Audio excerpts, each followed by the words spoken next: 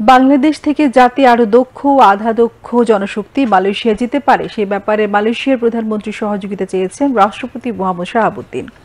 বিকেলে বঙ্গভবনে মালয়েশিয়ার প্রধানমন্ত্রী আনোয়ার ইব্রাহিমের সাথে সাক্ষাৎকালে রাষ্ট্রপতি এ সহযোগিতা চান। বঙ্গভবনে পৌঁছালে মালয়েশিয়ার প্রধানমন্ত্রীকে ফুল দিয়ে স্বাগত জানান রাষ্ট্রপতি।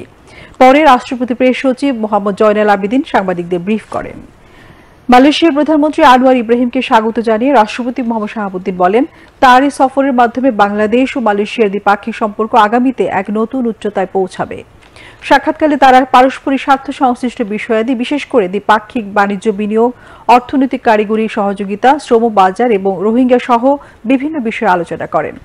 রাষ্ট্রপতি মোহাম্মদ শাহাবুদ্দিন বাংলাদেশের অন্তর্বর্তী সরকারের অর্থনৈতিক সংস্কার কর্মসূচি বাস্তবায়নে মালয়েশিয়ার সহযোগিতা কামনা করেন।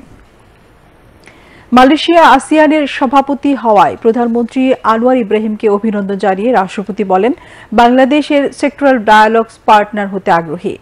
তিনি আশা করেন মালয়েশিয়া এই ব্যাপারে বাংলাদেশকে সর্বাত্মক সহযোগিতা করবে।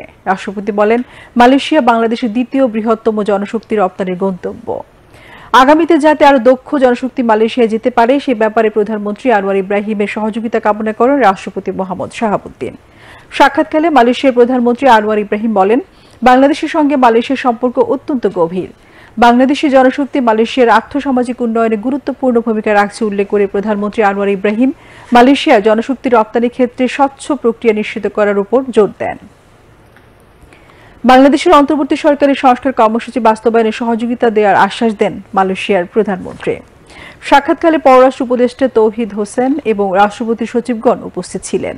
পরে মালয়েশিয়ার প্রধানমন্ত্রী আনোয়ার ইব্রাহিম পরিদর্শন বইয়ে স্বাক্ষর করেন।